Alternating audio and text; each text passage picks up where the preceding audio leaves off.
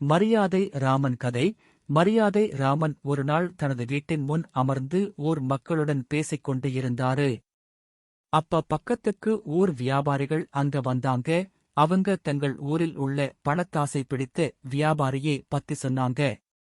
நிறைய பணம் சம்பாதிச்சு இருந்தாலும் பேராசையால அந்த பணக்காரர் தங்களுக்கு இடைஞ்சல் செய்யறதா சொன்னாங்க. ராமன் அவர்களிடம் அந்த பணக்காரரை பற்றி சில விஷயங்களை தெரிந்து கொண்டாரு. மறுநாள் மாறுவேடம் போட்டுக்கிட்டு அந்த பணக்காரரை பார்க்க போனாரு. அப்ப கூடவே ஒரு சண்டை சேவலையும் சில வியாபாரிகளையும் கூடவே கூட்டிக்கிட்டு போனாரு. அந்த பணக்காரர்கிட்ட, ஐயா, உங்கள் பேரை சொல்லி இந்த பந்தய சேவலை சண்டைக்கு விட்டேன். அந்த சண்டையில இந்த சேவல் ஜெயிச்சுடுச்சு. இத பாருங்க, பரிசு பணம்னு 100 ரூபாயை காட்டுனாரு. என் பேரை சொல்லி பந்தயம் ஜெயிச்சதால அந்த பணம் எனக்குதான்னு அந்த பணக்காரர் சொன்னாரு. உடனே பக்கத்துல இருந்த வியாபாரிகளும், பணக்காரர் சொல்லுறது சரி, நீங்க அவர் பேரை சொல்லி ஜெயிச்சதால அந்த பணத்தை அவர்கிட்ட கொடுங்கன்னு சொன்னாங்க. உடனே ராமனும் பணத்தை அந்த பணக்காரர்கிட்ட கொடுத்துட்டு வந்துட்டாரு. மறுநாளும் அங்க போன ராமன், இன்னைக்கு இந்த சேவல் 200 ரூபாய் ஜெயிச்சிருக்கு, பாதி நான் வசிக்கிறேன், மீதி நீங்க வச்சுக்கோங்கன்னு சொன்னாரு.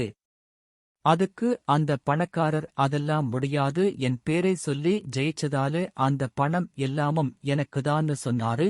பக்கத்துல இருந்த வியாபாரிங்க எல்லாரும் அதையே சொன்னதும் ராமன் அந்த பணத்தை அவர்கிட்ட கொடுத்துட்டு வந்துட்டாரு. மறுநாள் வெறும் கையோட பணக்காரரை சந்திக்க போனாரு மரியாதை ராமன். என்ன சும்மா வந்திருக்க, பந்தயத்துக்கு போகலையான்னு கேட்டாரு.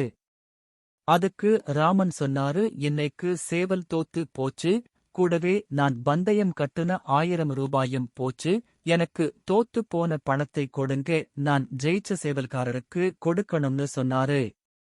இதை கேட்ட பணக்காரருக்கு தூக்கி வாரி போட்டது. முடியாது, நீ தோத்ததுக்கு நான் ஏன் பணம் கொடுக்கணும்னு கேட்டாரு.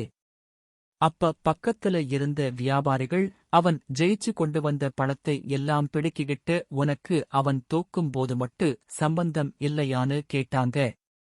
தான் அவங்களோட சூழ்ச்சியில் மாட்டிக்கிட்டத புரிஞ்சுகிட்டு பணக்காரர் 1000 ரூபாயை கொண்டு வந்து கொடுத்தாரு. அப்பத்தான் தன்னோட வேஷத்தை கலைச்சுட்டு மரியாதையை ராமன் சொன்னாரு, நீ பணக்காரனா இருந்த போதும் தவறான செயல்களை செஞ்சு மற்ற வியாபாரிகளை துன்புறுத்தறத இதோட நிறுத்திக்கோ. இல்லைனா நீ சேர்த்து வச்சிருக்க பணம் எல்லாம் வீணா போயிடும்னு சொன்னாரு. அப்பத்தான் தன்னோட தவறை உணர்ந்தாரு அந்த பணக்காரரு. உடனே அவர் ஊர் மக்கள் கிட்டையும் மரியாதை ராமன் கிட்டையும் மன்னிப்பு கேட்டாரு.